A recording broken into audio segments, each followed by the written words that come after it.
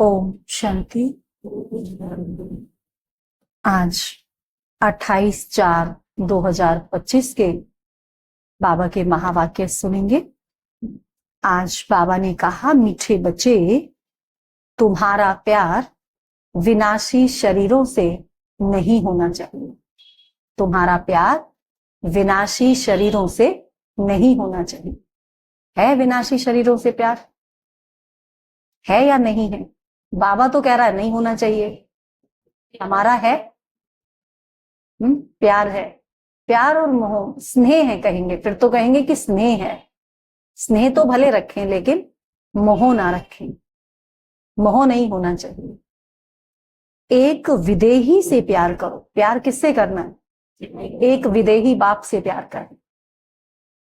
देह को देखते हुए भी नहीं देखो। देह को देखते हुए भी नहीं देखो। प्रश्न है, बुद्धि को स्वच्छ बनाने का पुरुषार्थ क्या है?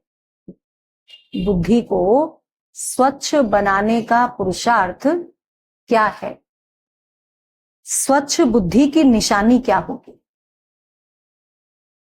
स्वच्छ बुद्धि बनाने का पुरुषार्थ क्या है और स्वच्छ बुद्धि बनने की निशानी क्या होगी? कि स्वच्छ बुद्धि है, उसकी निशानी क्या है? क्या कहेंगे? एक ही प्रश्न में दो प्रश्न हैं। पहले, स्वच्छ बुद्धि को स्वच्छ बनाने का पुरुषार्थ क्या है? क्या करें कि बुद्धि स्वच्छ बन जाए? श्रीमत पर चले और आत्मिक दृष्टि रखें। और क्या करें? बाबा की याद में रहें। और क्या करें? चाल चलन अच्छी रखिए। अच्छा, दूसरी क्या बात थी? स्वच्छ बुद्धि की निशानी क्या होगी?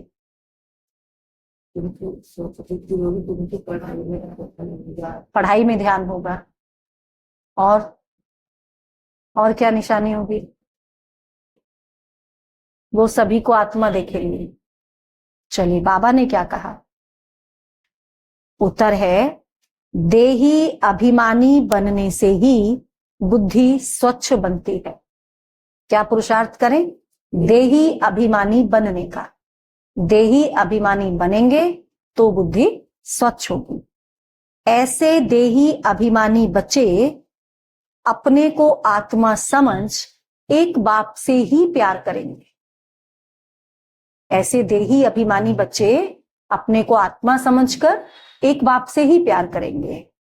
बाप से ही सुनेंगे। बाप से सुनेंगे केवल, और किसी से नहीं सुनेंगे, है ना। लेकिन जो मूढ़मती है वो क्या करेंगे? जो मूढ़मती है वह देह को प्यार करते हैं और देह को ही श्रृंगारते रहते हैं। ओम शांति। ओम शांति किसने कहा और किसने सुना? ओम शांति किसने कहा? बाबा ने कहा। सुना किसने? हम आत्माओं ने सुना। और सत्संगों में तो जिज्ञासु सुनते हैं, महात्मा व गुरु आदि ने सुनाया, ऐसे कहेंगे। किसी सत्संग आदि में जाएंगे तो क्या कहेंगे? महात्मा ने, गुरु ने सुनाया। और किसने सुना? नहीं, वहां हम थोड़ी सुनेंगे, वहां तो शिष्य कहेंगे। बच्चे थोड़ी हैं उनके, ऐसे थोड़ी कहेंगे बच्चों ने सुना। वहां तो कहेंगे शिष्यों ने सुना उनके। जिज्ञासु सुनते हैं। यहां परमात्मा ने सुनाया और आत्मा ने सुना। यहां परमात्मा सुना रहे हैं और हम आत्माएं सुन रही हैं। नई बात है ना। तो उसके लिए देही अभिमानी होना पड़े। बाप सुना रहे हैं, मैं आत्मा सुन रही हूं, उसके लिए देही अभिमानी होना पड़े। कई यहां भी देह अभिमानी हो बैठते हैं। बाबा के पास भी आते हैं तो बाबा कहते यहां भी देह अभिमानी ही होकर बैठते हैं। तुम बच्चों को देही अभिमानी हो बैठना चाहिए। लेकिन बाबा ने कहा तुम बच्चों को देही अभिमानी होकर बैठना चाहिए। मैं आत्मा इस शरीर में विराजमान हूं। कैसे समझ करके बैठे? मैं आत्मा इस शरीर में विराजमान हूं। देखे अपने आप को भ्रकुटी में, मैं यहां बैठी हूं। शिव बाबा हमको समझाते हैं यह बुद्धि में अच्छी तरह याद रहना चाहिए। मुझ आत्मा का कनेक्शन है परमात्मा के साथ। मेरा कनेक्शन किसके साथ है? परमात्मा के साथ है। परमात्मा आकर इस शरीर द्वारा सुनाते हैं। परमात्मा आते हैं इस शरीर के, किसके? इस ब्रह्मा के तन से सुनाते हैं। तो ये कौन हो गया? ये हो गया दलाल। बीच में है ना, बिचौलिए को क्या कहते हैं? दलाल भी कहते हैं। तुमको समझाने वाला वह है, इनको भी वह वर्षा देते हैं। इनको भी किसने वर्षा दिया? शिव बाबा ने ही दिया। तो बुद्धि उस तरफ जानी चाहिए। किस तरफ? बाबा की तरफ, ना कि इनकी तरफ। जो इनको भी वर्षा देने वाला है उस तरफ बुद्धि जानी चाहिए। समझो बाप के 5-7 बच्चे हैं, उन्हों का बुद्धि योग बाप तरफ रहेगा ना। किसी के 5-7 बच्चे हैं तो उन सारे बच्चों का बुद्धि योग किससे रहेगा? सबको पता है ना मेरा बाप ये है, और सभी का बुद्धि योग बाप से रहेगा, एक ही बाप से। तो हम सब कौन? हम सब भी तो उस पिता के बच्चे हैं। तो हमारा बुद्धि योग कहाँ रहना चाहिए? सबका उस पिता से रहना चाहिए। ऐसे थोड़ी जो छोटे बहन भाई हैं उनका बुद्धि योग बड़े बहन भाइयों से रहेगा। किससे रहेगा? बाप से ही रहेगा। तो बुद्धि योग बाप तरफ। हाँ, तुमको समझाने वाला वह है, इनको भी वर्षा वह देते हैं, तो बुद्धि उस तरफ जानी चाहिए। समझो बाप के 5-7 बच्चे हैं, उन्हों का बुद्धि योग बाप तरफ रहेगा ना, क्योंकि बाप से वर्षा मिलना है। वर्षा किससे मिलेगा? बाप से मिलेगा। भाई से वर्षा नहीं मिलता। वर्षा हमेशा बाप से मिलता है। आत्मा को आत्मा से वर्षा नहीं मिलता। कोई आत्मा किसी दूसरी आत्मा को वर्षा नहीं दे सकती। तुम जानते हो आत्मा के रूप में हम सब भाई भाई हैं। आत्मिक दृष्टि से हम सब कौन हैं? हम सब भाई भाई हैं। हम सब आत्माओं का कनेक्शन एक परम पिता परमात्मा के साथ है। हम सब आत्माओं का कनेक्शन किससे है? एक परम पिता परमात्मा से। वह कहते हैं मामेकम याद करो। वो क्या कहते हैं? मामेकम याद करो। बाबा कहे मुझ एक के साथ ही प्रीत रखो, और किसी के साथ तुम्हारी प्रीत नहीं होनी चाहिए। रचना के साथ मत रखो। रचना के साथ प्रीत रखेगी तो क्या मिलेगा? कुछ मिलेगा? कुछ नहीं मिलने वाला है। और रचना रचयिता के साथ प्रीत रखेगी तो भरपूर होगी, सब कुछ मिलेगा। तो बाबा ने कहा देही अभिमानी बनो, मेरे सिवाय और कोई देहधारी को याद करते हो तो इसको कहा जाता है देह अभिमान। बाबा कहते मेरे सिवाय और किसी को अगर तुम देहधारी को याद करते हो तो क्या कहेंगे? देह अभिमान।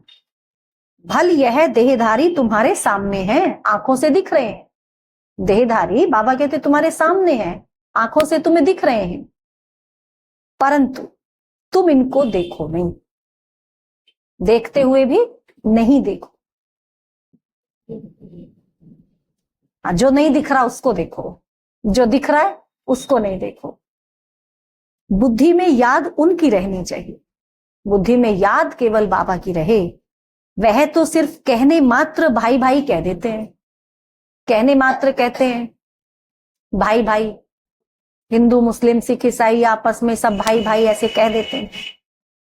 अभी तुम जानते हो हम आत्मा हैं परमात्मा पिता की संतान।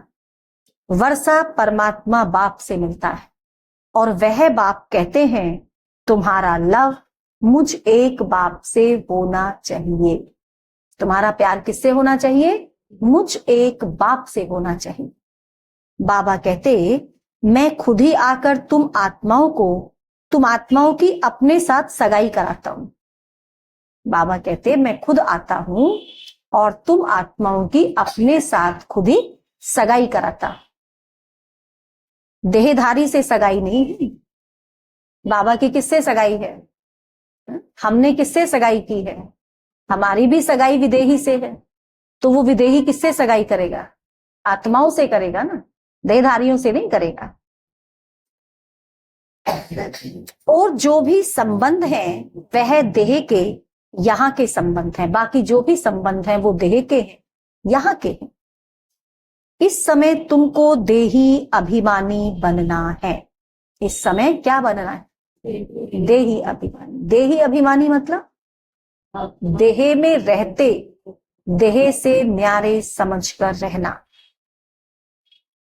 हम आत्मा बाप से सुनते हैं, बुद्धि बाप तरफ जानी चाहिए। हम किससे सुन रहे हैं? आत्मा बाप से। हम आत्माएं किससे सुन रही हैं? बाप से सुन रहे हैं, अपने पिता से सुन रहे हैं। तो बुद्धि हमारी कहाँ जानी चाहिए? अपने पिता के पास जानी चाहिए। बाप इनके बाजू में बैठ हमको नॉलेज देते हैं। किनके बाजू में बैठे हैं? ब्रह्मा बाबा की बाजू में बैठे हैं और बाजू में बैठकर हमको नॉलेज दे रहे हैं। उसने शरीर का लोन लिया हुआ है, इनके शरीर का बाबा ने लोन लिया हुआ है। आत्मा इस शरीर रूपी घर में आकर पार्ट बजाती।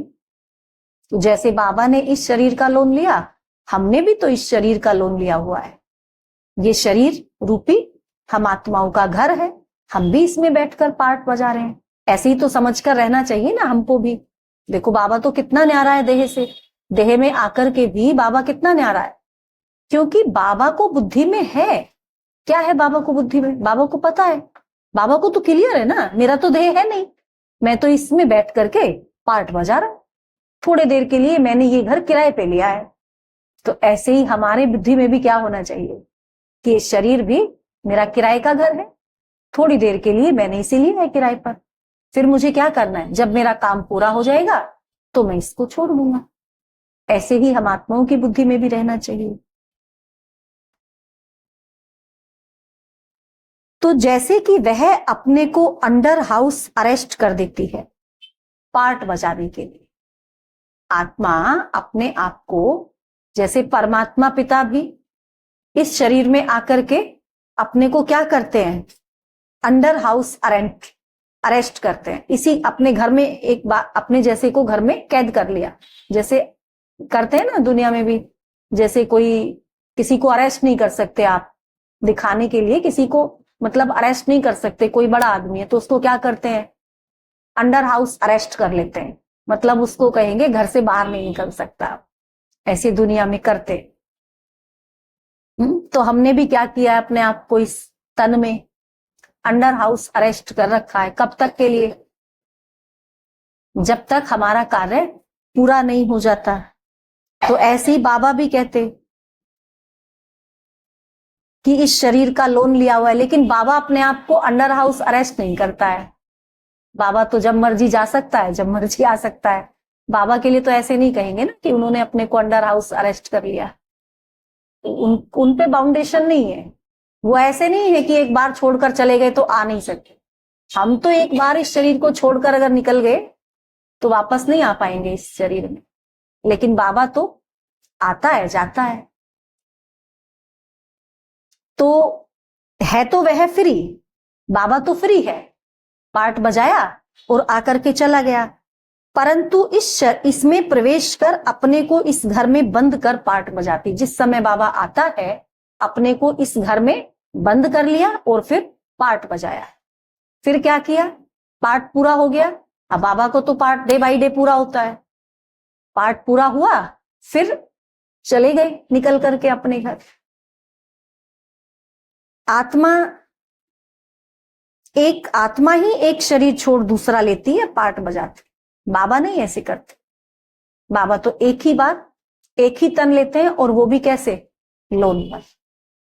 लोन पर लेते हैं। वो भी उनका अपना तन नहीं है। और आत्माएं आती हैं, पार्ट बजाती हैं, फिर चली जाती हैं, फिर दूसरा ले लेती हैं शरीर, फिर पार्ट बजाती हैं, फिर चली जाती हैं। लेकिन बाबा तो एक ही बार आता है। जैसे कि अपने आप को इस तन में अंडर अरेस्ट हाउस कर लिया, मुरली चलाई या जो भी करना है किया और चला गया।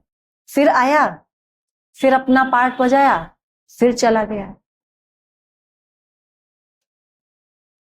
तो आत्मा एक शरीर छोड़ दूसरा लेती है, पार्ट बजाती है। इस समय जो जितना देही अभिमानी रहेंगे वह ऊंच पद पाएंगे। बाबा कहते बाबा के शरीर में भी तुम्हारा प्यार नहीं होना चाहिए। जिस तन में बाबा आकर बैठता है, जिनको उन्होंने नाम दिया प्रजापिता ब्रह्मा, नाम दिया ना प्रजापिता ब्रह्मा, तो उन ब्रह्मा के तन से भी, उन ब्रह्मा बाबा के तन से भी हमारा प्यार नहीं होना चाहिए, रिंचक मात्र भी नहीं। यह शरीर तो कोई काम का नहीं है। कोई भी शरीर किसी काम का है? क्या होगा बाद में? मिट्टी में ही मिल जाना है। तो बाबा कहते मैं इस शरीर में प्रवेश करता हूं सिर्फ तुमको समझाने के लिए। यह है रावण राज्य, पराया देश। रावण को जलाते हैं परंतु समझते नहीं हैं। चित्र आदि जो भी बनाते हैं उनको जानते नहीं हैं, बिल्कुल ही मूढ़मती हैं। बच्चे क्या बन गए हैं? मूढ़मती बन गए। रावण राज्य में सब मूढ़मती हो जाते हैं, सब आत्माएं मूढ़मती हो गई। देह अभिमान है ना, क्यों हो गए मूढ़मती? देह अभिमान में थे, तुच्छ बुद्धि बन गए हैं। बाप कहते हैं मूढ़मती जो होंगे वह देह को याद करते रहेंगे। जो मूढ़मती होंगे वो देह को याद करेंगे। मूढ़मती को क्या याद आएगी? बार बार देह याद आएगी, देहधारी याद आएंगे, देह से प्यार रखेंगे। स्वच्छ बुद्धि जो होंगे, और जो स्वच्छ बुद्धि होंगे वो क्या करेंगे? वह तो अपने को आत्मा समझ परमात्मा को याद कर परमात्मा से सुनते रहेंगे। इसमें ही मेहनत है, इसमें ही मेहनत है। तो बाप का रथ है, यह तो बाप का रथ है। बहुतों का इनसे प्यार हो जाता है। कोई कोई तो होंगे कि कहेंगे हम तो ब्रह्मा बाबा को क्यों माने, हम तो शिव बाबा को मानेंगे। कोई कोई होंगे जिनका ब्रह्मा बाप से जास्ती प्यार हो जाता है कि इनके बिना रहना नहीं है, ज्यादा ही टू मच हो जाते हैं। जैसे हुसैन का घोड़ा, उनको कितना सजाते हैं। अब महिमा तो हुसैन की है ना, हुसैन के घोड़े की थोड़ी ना है। महिमा तो हुसैन की है, घोड़े की तो नहीं। तो जरूर मनुष्य के तन में हुसैन की आत्मा आई होगी ना। वह इन बातों को नहीं समझते। अभी इसको कहा जाता है राजस्व अश्वमेध अविनाशी रुद्र ज्ञान यज्ञ। क्या है ये? राजस्व अश्वमेध अविनाशी रुद्र ज्ञान यज्ञ। अश्व नाम सुनकर उन्होंने फिर घोड़ा समझ लिया है। वास्तव में घोड़े की बात थोड़ी ना है। उनको सुहा करते हैं। यह सब कहानियां हैं भक्ति मार्ग की। अभी तुमको हसीन बनाने वाला मुसाफिर तो यह है ना। कौन? शिव बाबा। हमको क्या बना रहे हैं? हसीन बना रहे हैं, सुंदर बना रहे हैं। अभी तुम जानते हो हम पहले गोरे थे फिर सांवरे बने हैं। पहले कैसे थे? गोरे थे। अब कैसे बन गए थे? जब बाबा आने से पहले सांवरे। अब बाबा फिर क्या बना रहा है? फिर से गोरे बना। जो भी आत्माएं पहले पहले आती हैं तो पहले सतो प्रधान है, फिर सतो रजो तमो में आती हैं। बाप आकर सबको हसीन माना सुंदर बना देते हैं। जब फिर से तमो प्रधान बन जाती हैं तो बाबा आकर फिर से सुंदर हसीन बना देता है। जो भी धर्म स्थापन अर्थ आते हैं, जो भी आत्माएं धर्म स्थापना के लिए आती हैं, वो जब आती हैं तो कैसी होती हैं? हसीन होती हैं। वो भी जब आएंगी तो कैसी होंगी? हसीन होंगी। बाद में काम चिता पर बैठ काली हो जाती है। पहले पहले तो हसीन ही होती है ना, सुंदर होती हैं, फिर बाद में काम चिता पर बैठ वो भी काली बन जाती हैं। पहले सुंदर फिर शाम बनती हैं। यह नंबर 1 में पहले पहले आते हैं तो सबसे जास्ती सुंदर बनते हैं। यह नंबर 1 में पहले पहले आते हैं। कौन? ब्रह्मा बाबा। तो जास्ती सुंदर बनते हैं। इन लक्ष्मी नारायण जैसा नेचुरल तो कोई हो नहीं सके। इन लक्ष्मी नारायण जैसा नेचुरल सुंदर तो कोई हो नहीं सकता। कितने भी सुंदर हो कोई, कितना भी सुंदर, इतना सुंदर नहीं हो सकता, क्योंकि पहला जन्म है ना वो। यह ज्ञान की बात है। भल क्रिश्चियन लोग भारतवासियों से सुंदर हैं, वैसे गोरे हैं देखने में। अंग्रेज है ना, गोरे होते हैं ना ज्यादा, क्योंकि उस तरफ के रहने वाले हैं। जलवायु ऐसी है ना वहां गर्मी होती नहीं है, तो गर्मी नहीं होती, तो गर्मी ना होने के कारण वो गोरे होते हैं। परंतु सतयुग में तो नेचुरल ब्यूटी है, ऐसे नहीं वहां गर्मी नहीं होगी, बहुत ज्यादा सर्दी होगी इसलिए गोरे होंगे। वहां तो ना सर्दी होगी ना गर्मी होगी, बसंत ऋतु होगी सदा, लेकिन ब्यूटी कैसी होगी? नेचुरल। आत्मा और शरीर दोनों सुंदर हैं। इस समय सब पतित सांवरे हैं। इस समय सब कैसे हैं? पतित हैं, सांवरे हैं। फिर बाप आकर सबको सुंदर बनाते। पहले सतो प्रधान पवित्र होते हैं, फिर उतरते उतरते काम चिता पर बैठ काले हो जाते। अब बाप आया है सभी आत्माओं को पवित्र बनाने। बाप को याद करने से ही तुम पावन बन जाएंगे, बाबा को याद करने से ही तुम पावन बनेंगे। तो याद करना है एक को, देहधारी से प्रीत नहीं रखनी, देहधारी से प्रीत नहीं रखनी है। बुद्धि में यह रहे कि हम एक बाप के हैं, वही सब कुछ है। बुद्धि में क्या रहे? क्लियर, हम एक बाप के हैं और वही हमारा सब कुछ है, कोई देहधारी हमारा कुछ भी नहीं। इन आंखों से देखने वाले जो भी हैं वह सब विनाश हो जाएंगे। जो कुछ भी इन आंखों से हमें दिख रहा है इस समय, सब विनाश हो जाएगा। यह आंखें भी खत्म हो जाएंगी, आंखें ही खत्म हो जाएंगी। परम पिता परमात्मा को तो त्रिनेत्री कहा जाता है। उनको ज्ञान का तीसरा नेत्र है। त्रिनेत्री, त्रिकालदर्शी, त्रिलोकीनाथ, यह टाइटल उनको मिले हैं।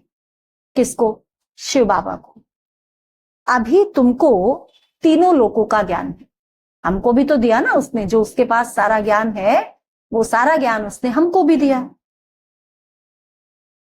अभी तुमको तीनों लोकों का ज्ञान है, फिर यह गुम हो जाता है। जिसमें ज्ञान है वही आकर देते। हमारा ज्ञान तो गुम हो जाता है, लेकिन फिर से ज्ञान कौन देगा हमको? जिसमें ज्ञान है वो आकर फिर से देता है। तुमको बाप 84 जन्मों का ज्ञान सुनाते हैं। बाप कहते हैं अपने को आत्मा समझो। क्या कहा बाबा ने? अपने को आत्मा समझो। मैं इस शरीर में प्रवेश कर आया हूं तुमको पावन बनाने। बाबा कहते मैंने इस शरीर में प्रवेश किया है, किस लिए? तुम आत्माओं को पावन बनाने के लिए। बाबा कहे मुझे याद करने से ही तुम पावन बनेंगे। बाबा को याद करेंगे तो पावन बनेंगे। और कोई को याद किया तो सतो प्रधान बन नहीं सकेंगे, और किसी को याद करेंगे तो सतो प्रधान नहीं बन सकेंगे।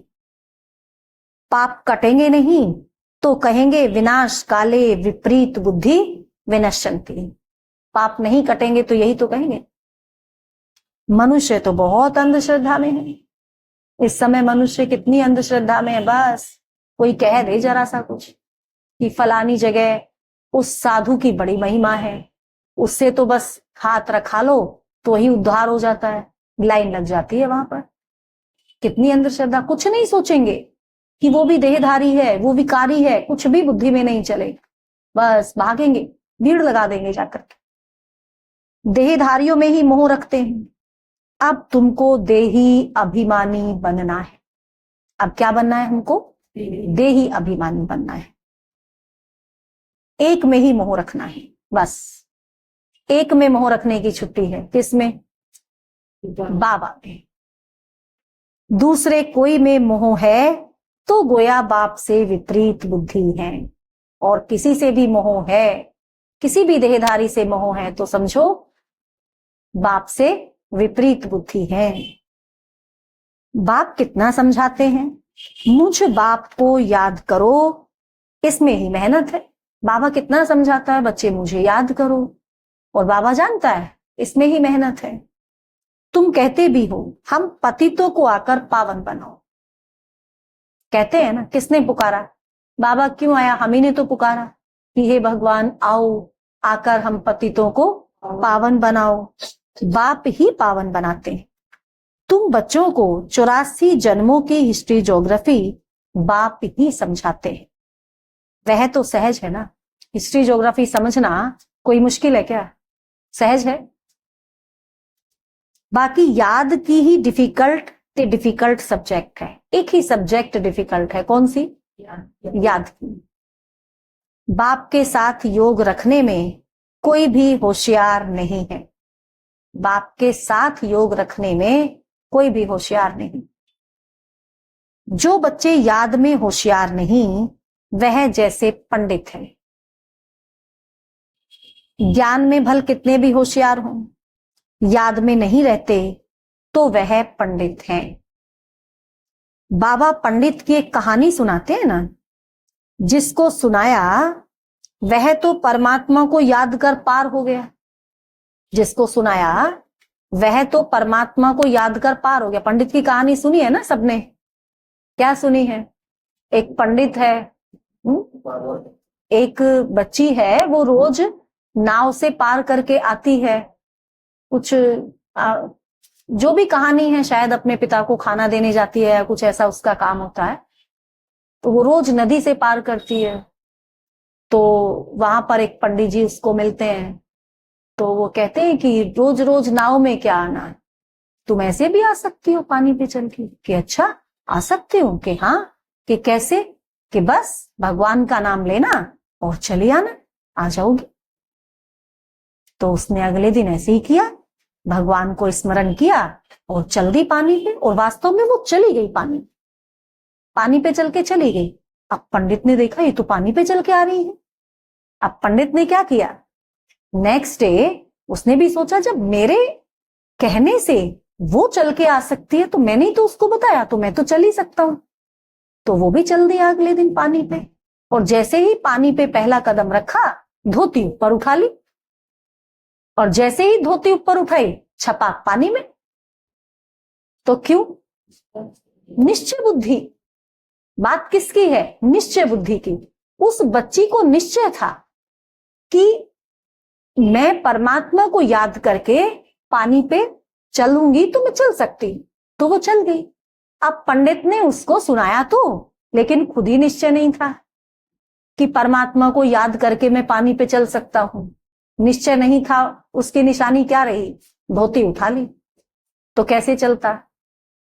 तो ऐसे ही कहे, ये पंडित की कहानी है कि उनके सिखाए हुए तो सीख जाते हैं, लेकिन खुद नहीं सीख पाते हैं। ऐसे बाबा पंडित की कहानी इसलिए बाबा सुना रहा है कि हमारे में भी ऐसे हैं कितने, कि ज्ञान सुनाया कितनों को और वो तीखे चले गए और सुनाने वाले पीछे रह गए। क्यों? उनको ज्यादा निश्चय था। उन्होंने ज्ञान सुना तो ज्यादा निश्चय आया परमात्मा, और जिसने सुनाया था उसका निश्चय कम था। तो आगे कौन जाएगा? निश्चय वाला जाएगा ना। तो जैसे बाबा एक पंडित की कहानी सुनाते हैं, जिसको सुनाया वह परमात्मा को पार याद कर पार हो गया। तो ये पंडित का दृष्टांत भी तुम्हारे लिए है।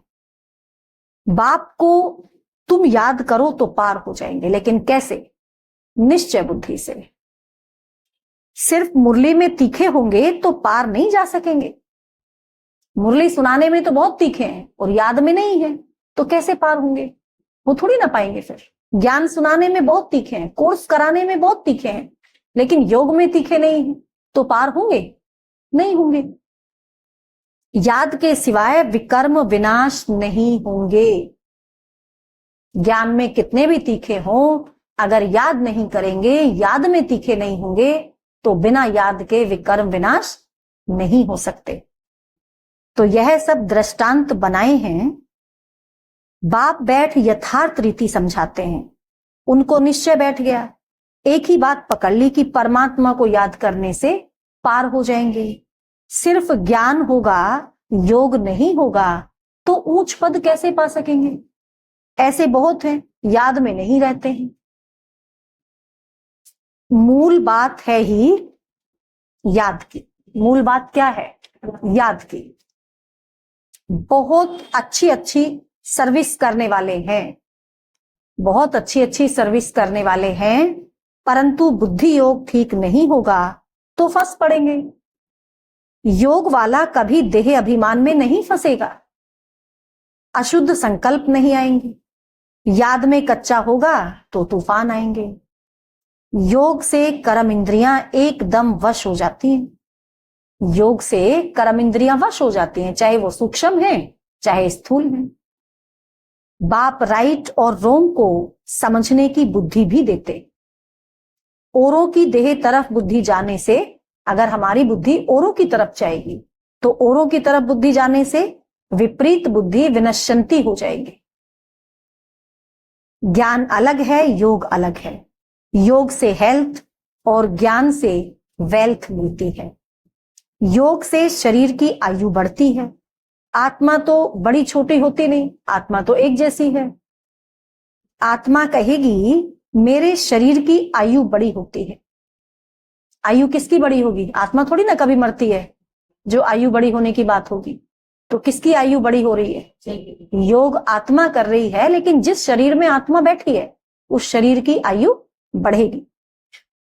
अभी आयु छोटी है, फिर आधा कल्प के लिए शरीर की आयु बड़ी हो जाएगी।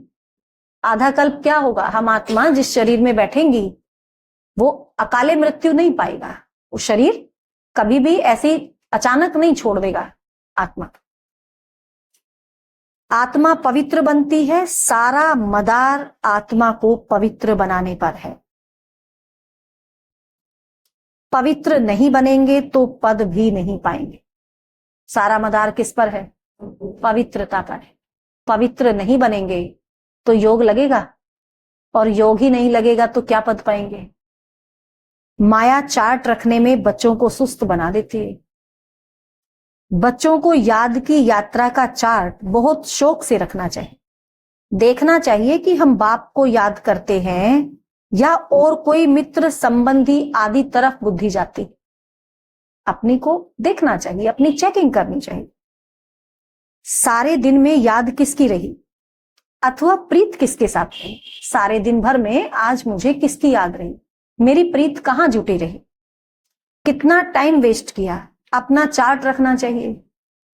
परंतु कोई में ताकत नहीं है जो चार्ट रेगुलर रख सके, कोई विरला रख सकते। माया पूरा चार्ट रखने नहीं देती है, एकदम सुस्त बना देती है। माया चार्ट रखने में सुस्ती ला देती है, रख नहीं पाते हैं। चुस्ती निकल जाती है, सुस्ती आ जाती है। बाप कहते हैं मामे कम याद करो।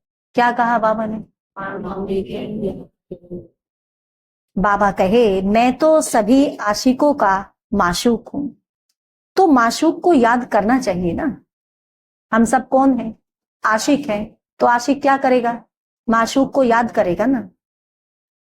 माशूक बाप कहते हैं तुमने आधा कल्प याद किया है, अब मैं कहता हूं मुझे याद करो तो विकर्म विनाश हो जाए। आधा कल्प याद तो किया, लेकिन सिर्फ पुकारते रह गए। पुकार ही तो रहे थे, यथार्थ रीति कनेक्शन थोड़ी ना जुट रहा था। क्यों नहीं जुट रहा था? क्योंकि जानते ही नहीं थे। अब बाबा कहता है अब मैं तुमको कहता, मुझे जानकर, मुझे पहचान कर मुझे याद करो तो क्या होगा? विकर्म विनाश। ऐसा बाप जो सुख देने वाला है, कितना याद करना चाहिए। ऐसा बाप जो हमको सुख देने वाला है, उसको कितना याद करना चाहिए? कितना? कितना कहेंगे? श्वासों श्वास। Very good. और तो सब दुख देने वाले हैं, और बाकी सब दुनिया में कौन है? सब दुखी देने वाले हैं। वह कोई काम आने वाले नहीं है, वो आपके कोई काम आने वाले नहीं है। काम कौन आएगा? काम तो असली पिता ही आएगा। अंत समय तक एक परमात्मा बाप ही काम आता है। अंत का समय एक हद का होता है, एक बेहद का होता है। बाप समझाते हैं अच्छी रीति याद करते रहेंगे तो अकाले मृत्यु नहीं होगी। तुमको अमर बना देते। देवताओं को क्या कहते हैं? अमर कहते हैं ना। अब ऐसे तो नहीं कि अमर हैं तो कभी देह नहीं छोड़ेंगे, हैं? वो आत्माएं कभी देह नहीं छोड़ेंगी क्या? देह तो छोड़ेंगी, तो फिर अमर क्यों कहा? बाबा भी कह रहा है मैं तुमको अमर बना देता हूं, क्योंकि वहां काल नहीं आएगा, काल नहीं आएगा। ऐसे नहीं कि कभी भी काल आया और लेकर चला गया। वहां जब हम शरीर छोड़ेंगे तो अपनी मर्जी से छोड़ेंगे और खुशी से छोड़ेंगे। खुशी होगी उस बात कि वाह, अब मैं आत्मा फिर से नया शरीर धारण करूंगी, फिर से बच्चा बनने वाली, तो उस चीज की और ही खुशी होगी। पहले तो बाप के साथ प्रीत बुद्धि चाहिए। अमर बनने से पहले बाबा के साथ प्रीत बुद्धि चाहिए, तभी तो बनेंगे ना अमर। कोई के भी शरीर के साथ प्रीत होगी तो गिर पड़ेंगे, फेल हो जाएंगे, चंद्रवंशी में चले जाएंगे। फेलियर कहां जाते हैं? फेलियर कहां जाएंगे? यहां के फेलियर कहां जाएंगे? चंद्रवंशी में। इसीलिए तो दिखाते हैं ना रामचंद्र जी को धनुष बाण, क्योंकि फेल हो गए। माना माया से युद्ध करते करते चले गए। तो माया से युद्ध करते करते नहीं जाना है, पास होकर जाना है। स्वर्ग सतयुगी सूर्यवंशी राजाई को ही कहा जाता है, त्रेता को भी स्वर्ग नहीं कहेंगे। वास्तव में त्रेता को भी स्वर्ग नहीं कहेंगे, सेमी स्वर्ग कहते हैं इसको। पूरा स्वर्ग किसको कहेंगे? सतयुगी दुनिया। जैसे द्वापर और कलयुग है, तो कलयुग को रोरव नरक तमो प्रधान कहा जाता है। द्वापर को तो नहीं कहेंगे रोरव नरक, कलयुग को कहा जाता है रोरव नरक तमो प्रधान। द्वापर को इतना नहीं कहेंगे, फिर तमो प्रधान से सतो प्रधान बनने के लिए याद चाहिए। खुद भी समझते हैं हमारी फलाने से बहुत प्रीत है, खुद भी आता होगा ना समझ में कि मेरी फलाने के साथ ज्यादा प्रीत है। उसके आधार बिना हमारा कल्याण नहीं होगा। हम सोचते हैं कि उसके बिना हमारा कल्याण कैसे होगा। अब ऐसी हालत में अगर मर जाएं तो क्या होगा? किसी देहधारी के लिए ऐसे सोच रहे हैं कि उसके बिना मेरा कल्याण नहीं होगा, उसके बिना मेरा क्या होगा, ऐसे किसी देहधारी के लिए सोच रहे हैं। और ऐसे में शरीर छूट गया तो क्या होगा? क्या होगा फिर? विनाश काले विपरीत बुद्धि विनश्यंती। धूल छाई पद पालेंगे, धूल छाई पद पाएंगे। मार खाकर थोड़ा बहुत पद पा लिया तो क्या पाना उसको। आजकल दुनिया में फैशन की भी बहुत बड़ी मुसीबत है। आजकल की दुनिया में फैशन की भी बड़ी मुसीबत है ना मुसीबत। अपने पर आशिक करने के लिए शरीर को कितना टिपटॉप करते हैं, कैसे कैसे मेकअप करते हैं, कैसे कैसे आजकल क्या क्या चीजें आ गई हैं। क्योंकि मतलब हम लोगों को तो सुनने में भी जैसे सुनते हैं ना कि ये चीजें हैं, मतलब आश्चर्य होता है कि अच्छा ऐसी ऐसी चीजें आ गई हैं। मतलब स्वयं को सुंदर बनाने के लिए लोग क्या क्या करते हैं आप सोच नहीं सकते। बहुत कुछ करते हैं, हमको वो चीज समझ में भी नहीं आती कि वो है क्या, कर क्या रहे हैं ये ऐसी नई नई चीजें। अब बाप कहते हैं, अब बाबा क्या कह रहा है? किसी के भी नाम रूप में मत फंसो। बड़े खुश नसीब हैं हम, हमें पता ही नहीं क्या करना है। खुद को सुंदर बनाने के लिए क्या करना है, शरीर को आत्मा को सुंदर बनाने के लिए क्या करना है वो हमको पता है। तो कौन सी आत्माएं हैं हम? कितनी खुश नसीब आत्माएं है ना। शरीर की लीपापोती में नहीं लगी, आत्मा को लीप पोत रही, सुंदर बना रही। लक्ष्मी नारायण की ड्रेस देखो कैसी रॉयल है। क्या लक्ष्मी नारायण को ब्यूटी पार्लर जाना पड़ेगा क्या तैयार होने के लिए? होंगे वहां ब्यूटी पार्लर। कितनी नेचुरल ब्यूटी है, कुछ करना ही नहीं है, नेचुरल ब्यूटी है। वह है ही शिवालय और इसको कहा जाता है वेश्यालय। इन देवताओं के आगे जाकर कहते हैं हम वेश्यालय के रहने वाले। आजकल तो फैशन की ऐसी मुसीबत है, सबकी नजर चली जाती है, फिर पकड़कर भगा ले जाते हैं, उठाकर भी ले जाते हैं। सतयुग में तो कायदे सिर चलन होती है। सतयुग की चलन कैसी है? कायदे सिर है। वहां तो नेचुरल ब्यूटी है ना, अंधश्रद्धा की कोई बात ही नहीं। यहां तो देखने से दिल लग जाती है तो और धर्म वालों से भी शादी कर लेते हैं। अभी तो क्या हालत हो रखी है ना। अभी तुम्हारी है ईश्वरीय बुद्धि। पत्थर बुद्धि से पारस बुद्धि बाप के सिवाय कोई बना नहीं सके। वह है ही रावण संप्रदाय। तुम अभी राम संप्रदाय बने हो। कौन बने हैं हम? राम संप्रदाय। पांडव और कौरव एक ही संप्रदाय के थे, बाकी यादव हैं यूरोपवासी। गीता से भी कोई समझते नहीं कि यादव यूरोपवासी हैं, वह तो यादव संप्रदाय भी यहां कह देते। बाप बैठ समझाते हैं, यादव हैं यूरोपवासी जिन्होंने अपने विनाश के लिए यह मूसल आदि बनाए हैं। पांडवों की विजय होती है, वह जाकर स्वर्ग के मालिक बनेंगे।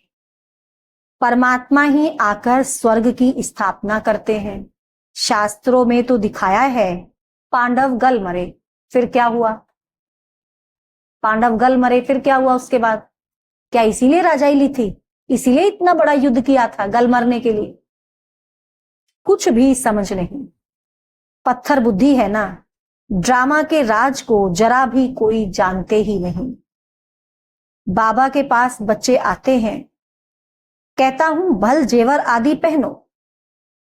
बाबा के पास बच्चे आते हैं तो बाबा कहते भल जेवर आदि पहनो। बाबा मना नहीं करता,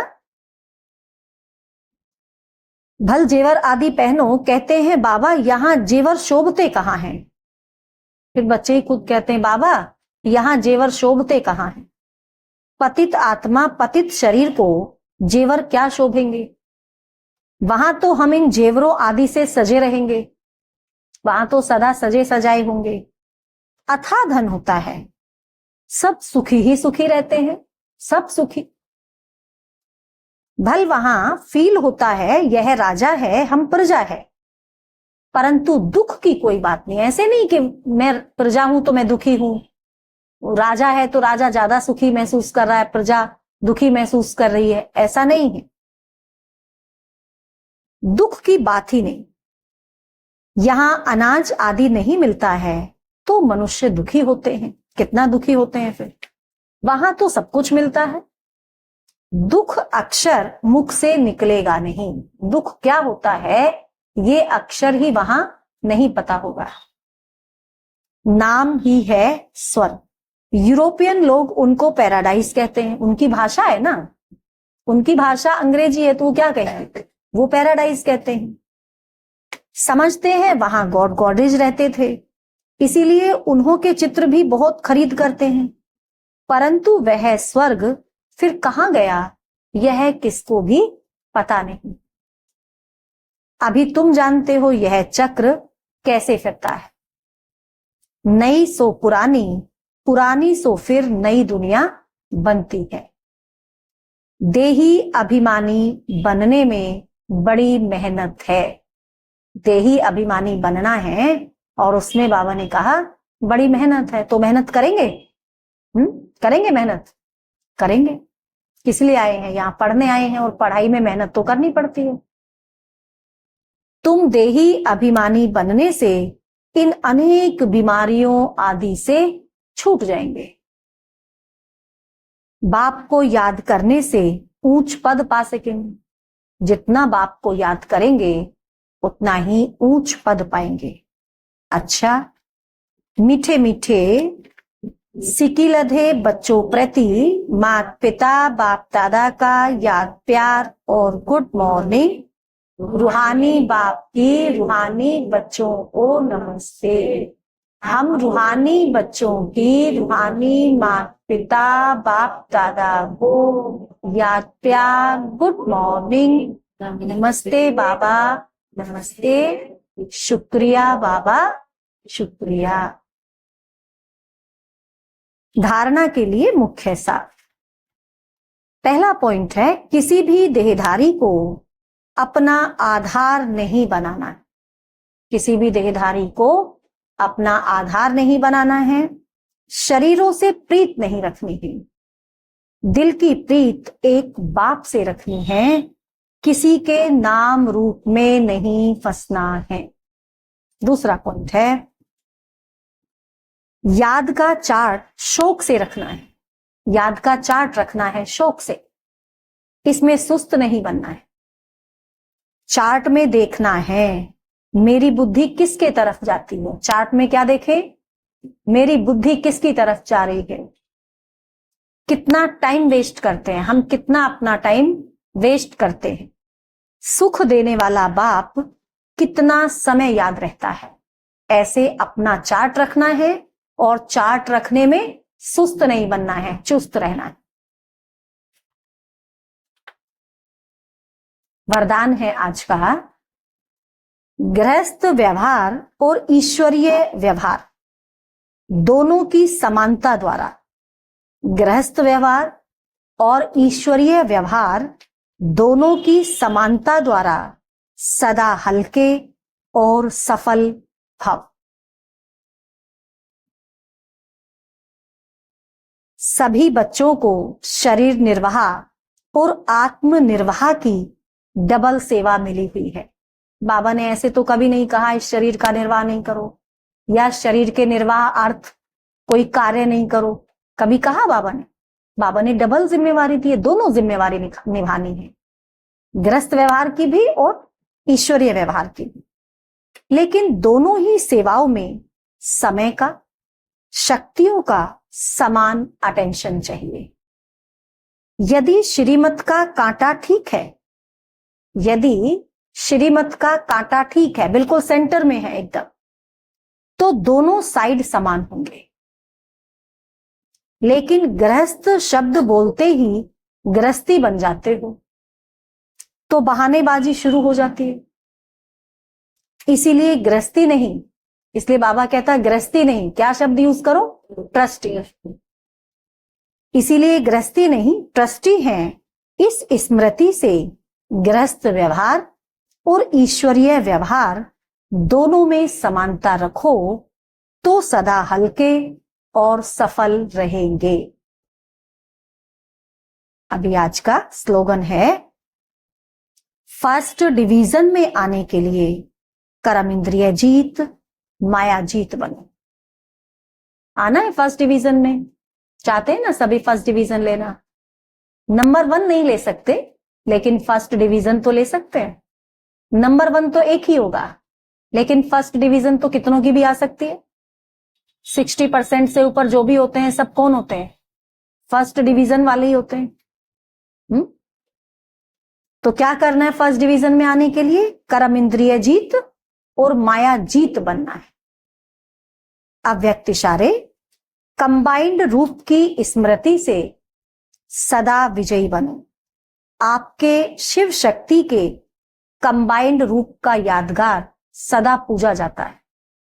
शिव शक्ति, शक्ति के साथ ही शिव का नाम जुड़ा है। शिव शक्ति से अलग नहीं और शक्ति शिव से अलग नहीं, ऐसे कंबाइंड रूप में रहो। इसी स्वरूप को ही सहज योगी कहा जाता है। योग लगाने वाले नहीं, लेकिन सदा कंबाइंड अर्थात साथ रहने वाले।